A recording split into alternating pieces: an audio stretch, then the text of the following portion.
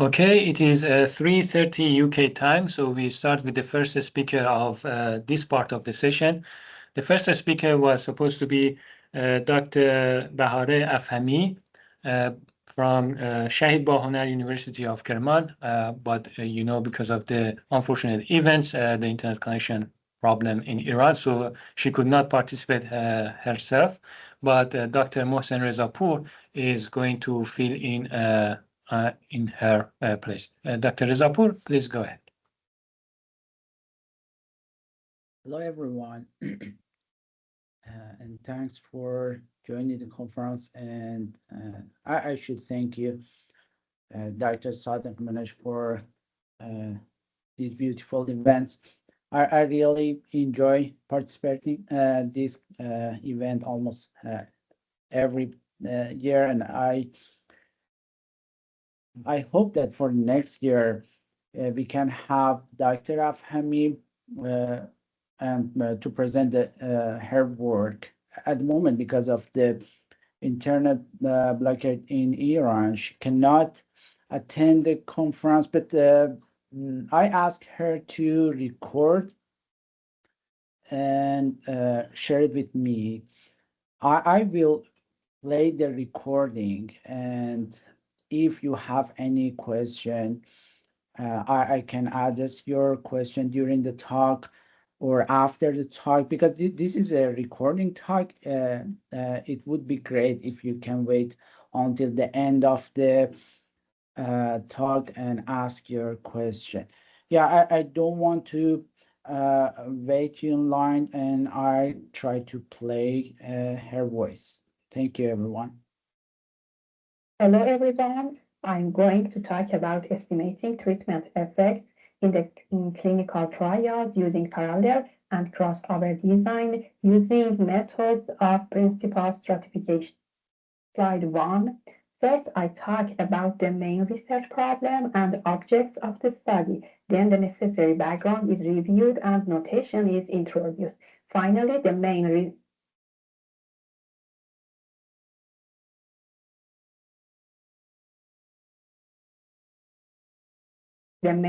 results of our analysis are presented. Slide 2. In clinical study, we want to understand the true effect of a treatment on patients. However, during a study, some events may occur. For example, a patient may switch treatment or withdraw. These intercurrent events can introduce a bias and affect the treatment. In this research, we use principal stratification framework to study treatment effect in presence of such events.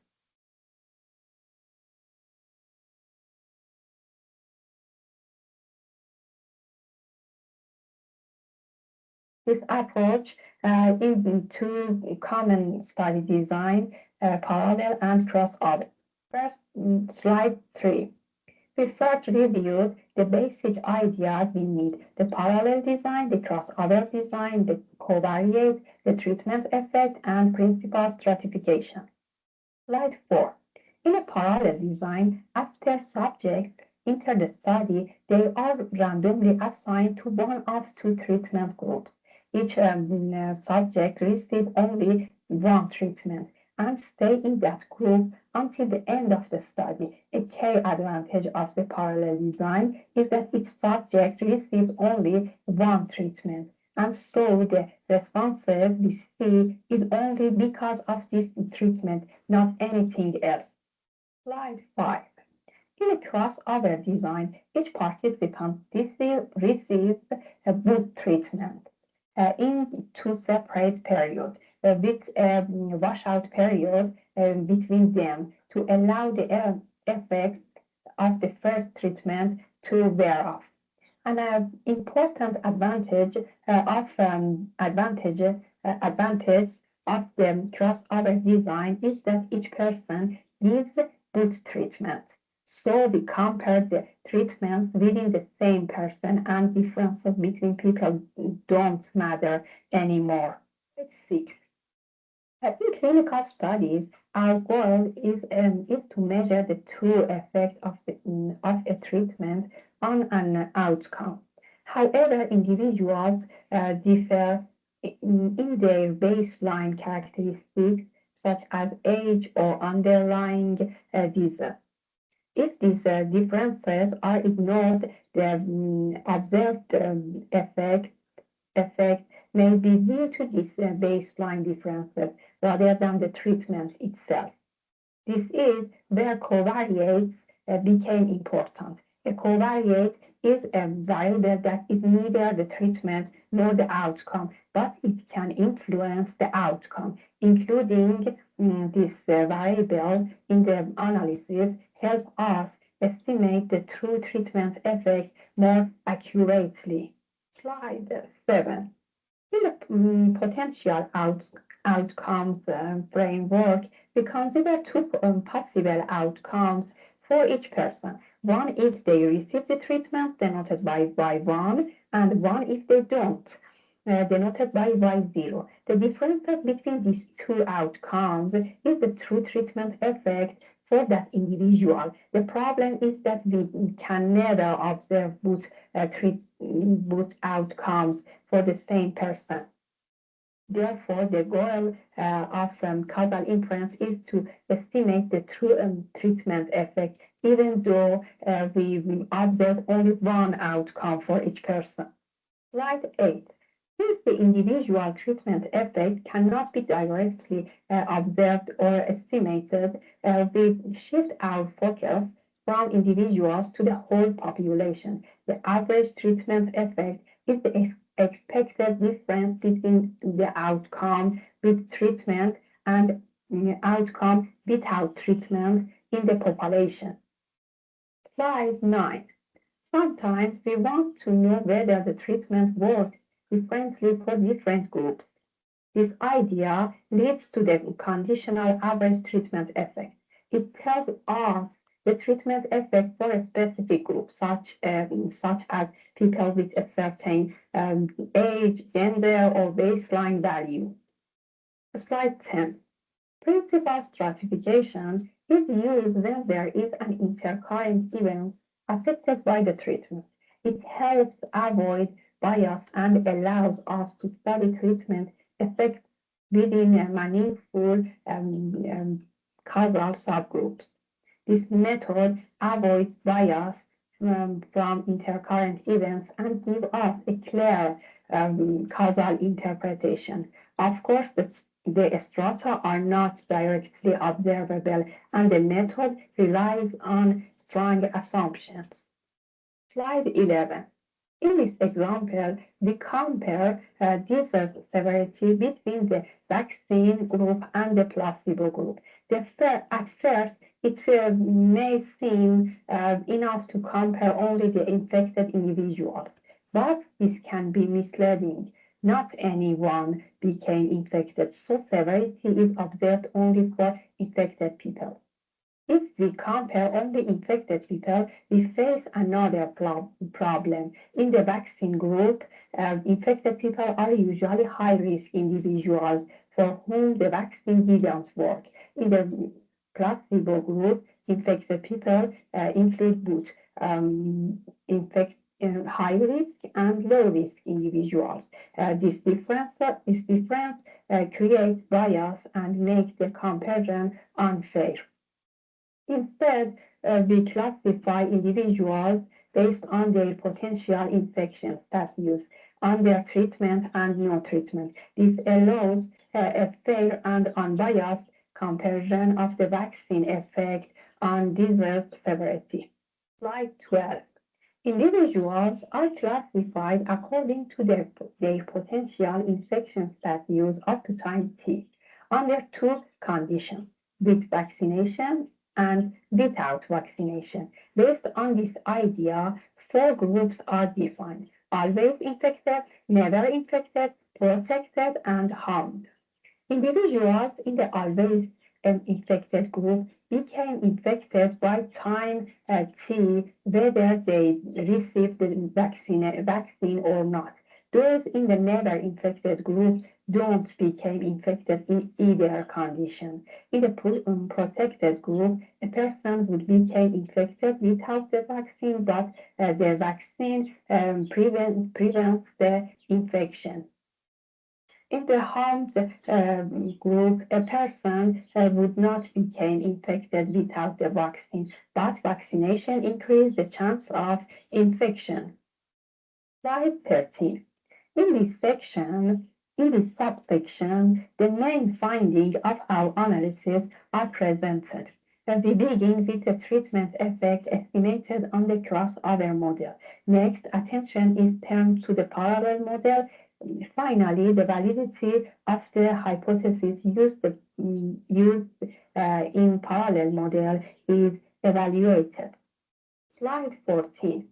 In this study, used data from a 2x2 crossover clinical trial. Patients were randomly assigned to two different treatment groups to reduce bias. They were recruited from 20 centers in the United States and Puerto Rico between early 2013 and April 2014. The trial compared two basal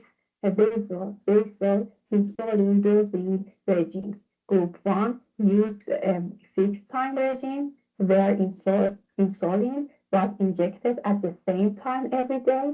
Group 2 used a variable time regime. Patients injected insulin in the morning on Monday, Wednesday, and Friday, and in the afternoon of the other day. Slide 15.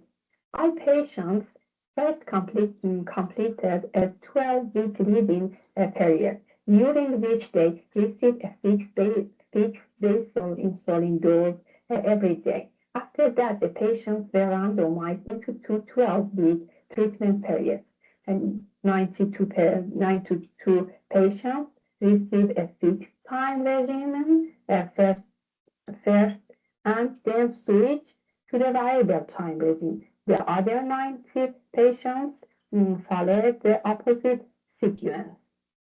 Slide 16. In this study, our primary outcome is the variability of the patient's fasting blood glucose.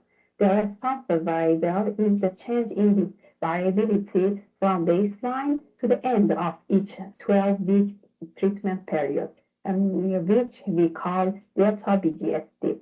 For stratification, we use indicator function of delta BGSD. Slide 17. Based on this definition, we have four strata. S00 patients who show a decrease in BGSD under good treatment. S10 patients who show an increase in BGSD under the variable time regime and a decrease under the fixed time regime. S01 include patients who had a decrease in BGSD under the variable time and an increase under the fixed treatment.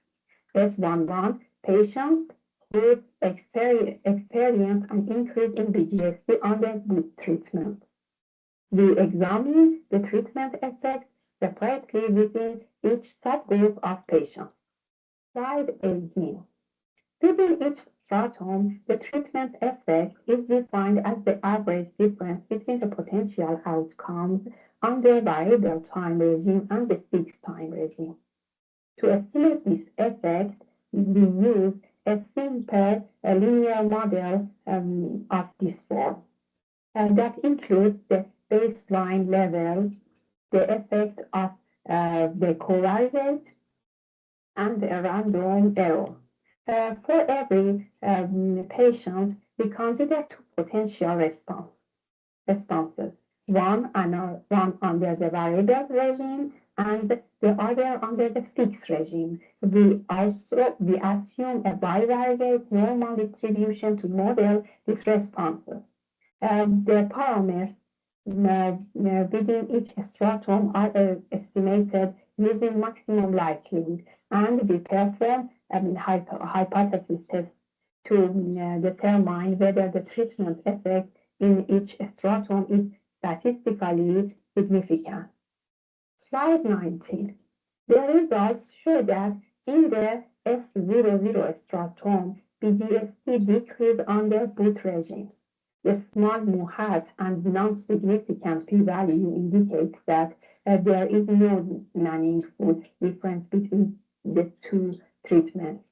In the S10 stratum, BGST increased under the variable regime and decreased under the fixed regime.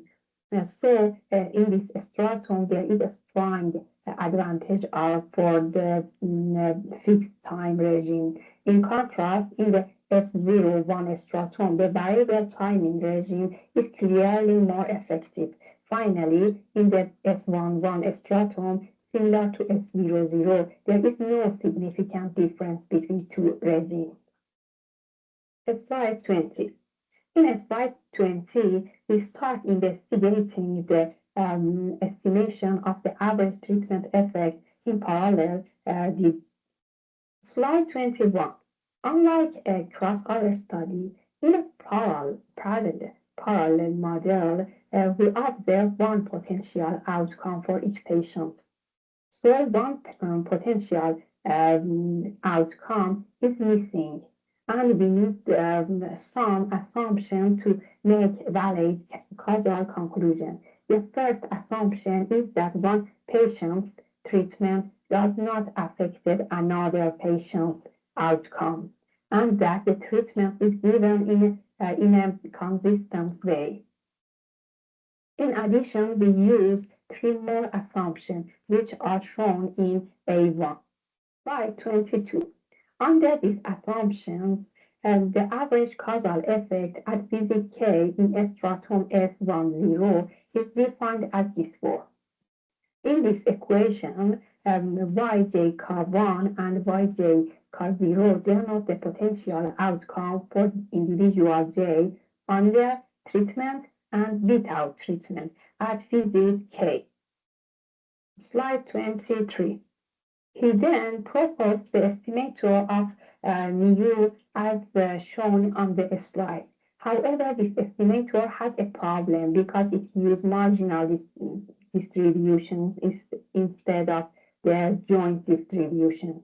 So the treatment effect estimators used in the later papers are not valid. Slide 24. Within the parallel model framework and under assumption A1, we presented the average causal effect in stratum S10 as this form. Slide 25. In this example, we estimate the treatment causal effect using the principal stratification framework. The analysis focuses on the principal stratum S10. We define a compliance indicator to show whether each participant follows the assigned treatment. The model includes baseline covariates such as age and gender, as well as a subject-specific random effect and an error term. The outcome for subject J is evaluated at visit K. All model parameters are estimated using an MRM model. Slide 26. The treatment effect in this setting is denoted by mu10K. In the paper, the average causal effect is calculated for different values of the random effect variance, the simulated outcome variance, and the coefficient vector. The simulated results support the theoretical results and are very close to the theoretical values, which provides strong evidence for the validity of model. Slide 27. In this subsection, we study the rule of assumption A1 in the crossover model. In this assumption was not originally made for a crossover study, but we use it here for sensitivity analysis. We want to understand how satisfying or violating assumption A1 changed the accuracy of the treatment effect estimators. We use the assumption that at a theoretical level, and we know that in practice it may not always hold perfectly. Slide 28. We estimate the treatment effect for a 2x2 clinical crossover trial under assumption A1. To make these things clearer, we look at the real data example from subsection 2.1 and examine how the treatment effect changed across the four groups defined earlier. We also perform hypothesis tests to support the theory and to check whether the observed effects are statistically significant. Overall, this subsection uses both theory and data analysis to clearly show how assumption A1 affects the estimation and interpretation of treatment effect. On slide 29, we derive the treatment effect within each stratum under assumption A1. The result is presented in lemma 2. Slide 30. In this example, the principal stratification variable is the indicator function of delta VGST. The data came from BAL basal insulin study, which was introduced in subsection 2.1. Here, Y represents the change in past blood glucose standard deviation under treatment TJ. The covariate vector includes baseline characteristics, visit timing, treatment compliance, and indicators related to the treatment effect. Using VGST data, we estimate the coefficient vector beta and then perform the corresponding hypothesis test according to the earlier lemma. Slide 31. Our numerical results show that the crossover model gives almost the same treatment effects whether we use assumption A1 or not. This means that when A1 holds, the estimate and the hypothesis test look very similar to the case without A1. In stratum F10, we see a significant positive effect, meaning the fixed-time regime reduces VGST more. In stratum F01, the variable time regime works better. But in stratum F00 and F11, the effects are small, and there is no meaningful difference between treatments. Overall, assumption A1 is not straightly necessary, but it is helpful. It makes the estimation simpler and more stable. Changing A1 helps ensure that the results of the crossover model are reliable. Slide 32 shows our most important references. Thank you for your attention. Okay, thank you for the recorded presentation. And now, if anyone has question, Dr. Rezapour will answer instead of Dr. Afhami. Any question from the audience?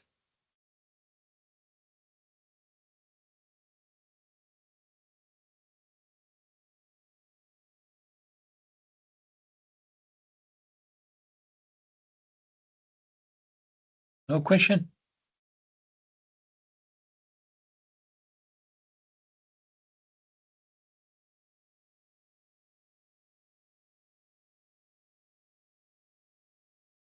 I was hoping some of our biology students could ask some questions. So I will ask one question. It's not a type of my work because I'm not from the statistic background. But what would be the difficulty in the computation? Do you have any computational difficulty? Yeah, The aim of this work is to consider the case that, principal stratum on the parallel design. Crossover design is really very straightforward. Like the subject will receive both of the treatments, like treatment A, washout period, treatment B. But in the, like everyone receive the drug and you can measure the response of the person to the drug, like if infected, not infected, and so on. The issue is that the crossover design in clinical trial is not a very popular design. The people don't like it because it's because of the timing. You should, the person should receive the first drug, have a washout period to eliminate the effect of drug going to the second drug. The issue is that first, the timing. The second is that the second big issue is that for some drug, you cannot have a washout. Those are sick patients. You cannot wait for them, to eliminate the effect of the drug. The, the drug should be dispensed to patient daily. For some cases, you cannot have the crossover design. Instead, you should have the parallel design, which means that you have drug A, which is a new drug, you wanted to give it to the market, and the other one is either placebo or previous drug.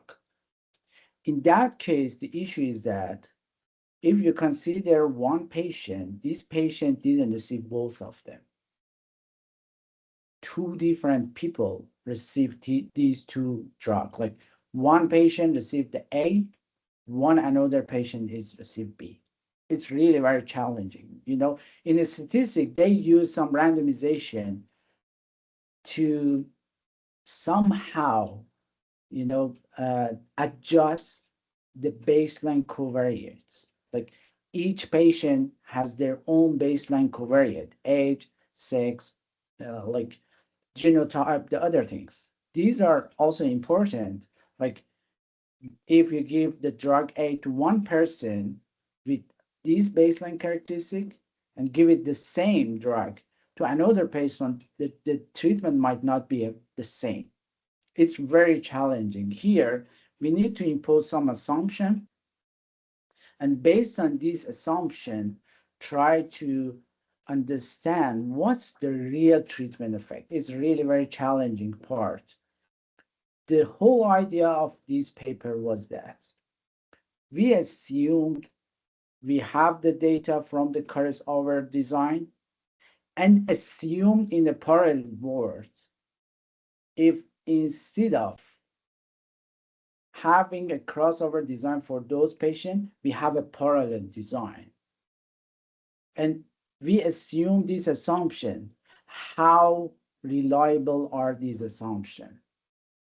And after that, trying to using those assumptions and measure the treatment effect and see what would be the difference between the assumption that these guys received parallel design instead of crossover design and compare them together. It's the parallel design is a kind of very popular. Almost all the clinical trials use it, but at the same time, very challenging. That's a kind of short story. So there is a question in chat from Mashal Nagin. She's asking, how much data do you typically need? Does principal stratification work for small trials or only large ones? Yeah, that's a good question. The principal stratum in general,